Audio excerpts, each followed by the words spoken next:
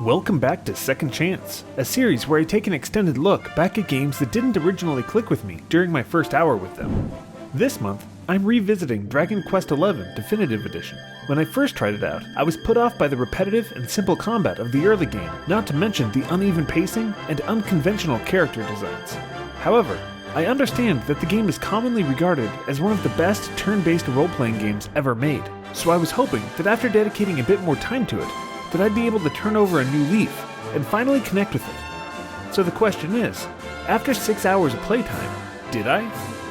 Well, kinda. I still have a number of gripes with it, which I'll get to, but the one aspect that the game absolutely needs to be commended on is its ambition and scope. It's not only an epic story, promising anywhere between 80 to 100 hours of content, but the Definitive Edition actually includes a full demake of the game as well. This is no small feat either. It's the same game, only experienced from an isometric perspective and reimagined within the confines of the technology that was available in the 90s. All story beats remain intact, and dialogue is unchanged.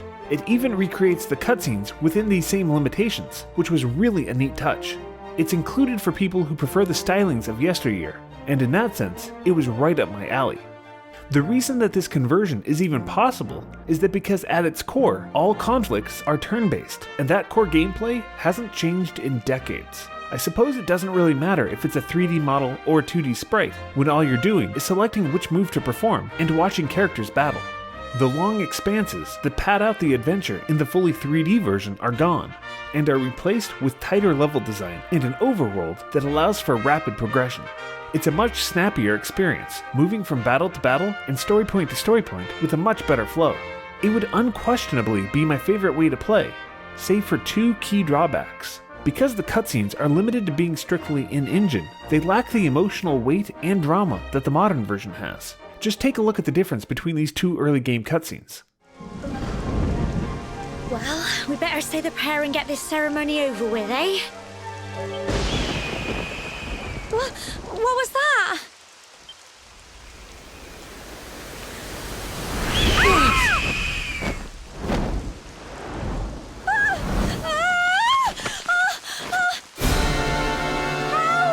Help me!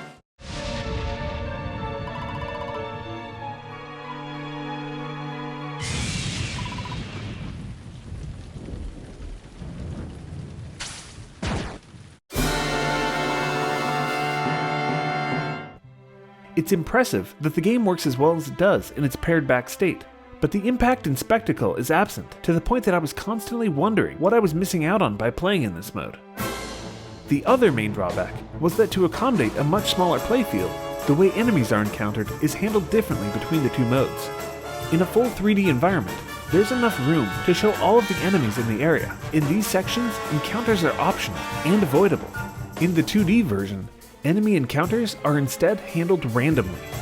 I get that it's also just a throwback to games of yesteryear, but anytime a game randomly interrupts and forces me to do something other than the task that I was already focused on, it gets negative marks in my book.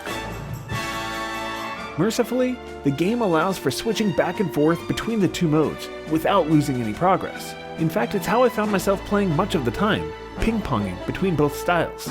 Seeing how the same puzzles work in a 2D space as well as a 3D one was not only interesting, but enlightening. Seeing enemies in both styles as well also helped me gain an appreciation for the type of designs that they were going for. I still didn't fall in love with them, but I'm no longer actively put off by them either. Switching styles created one of my biggest issues though. While no progress is lost when transitioning between modes, that's only true in terms of character upgrades and experience. Swapping styles can only occur at designated locations, and must revert back to a major story milestone. The rub is, it's not always clear when these major milestones occur.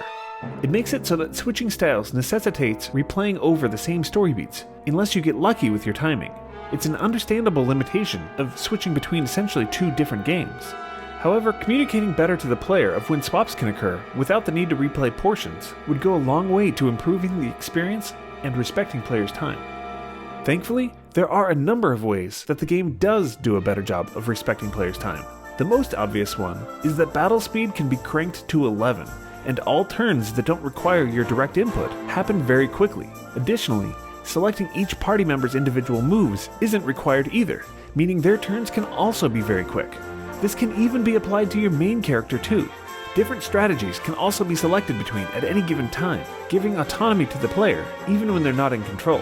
My issue with the battle system, though, is the same one that I have in many turn-based games. For much of my playtime, it didn't matter what I did. Always selecting the attack option is a valid strategy, and with the exception of only a very small handful of battles, it was all I needed to do. It required no advanced turn planning, strategy, or frankly even thought. I probably would have been better off to have just automated my main character's actions, but I didn't, because at least pressing the buttons gave me something to do. Now, I don't want to harp on this too much, since compared to the average runtime of the game, I know I'm still considered to be in the early parts. But after playing for a number of hours, I was hoping that at least some challenge would have started to present itself. Having such simple battles, even with the fastest speed enabled, just serve as speed bumps in the story. In fact, at some points, things started to slow down so much that I found myself starting to zone out and had to fight off sleep on more than one occasion. I just found it that boring. In the end though, I can accept that this type of game just isn't for me. It's undeniably well made, and the fact that I wasn't locked into a particular playstyle was honestly a revelation. It bears repeating just how amazing it is. But the core gameplay and the uneven pacing make it a game that I'm unlikely to keep playing, even if it is considered one of the best of its kind.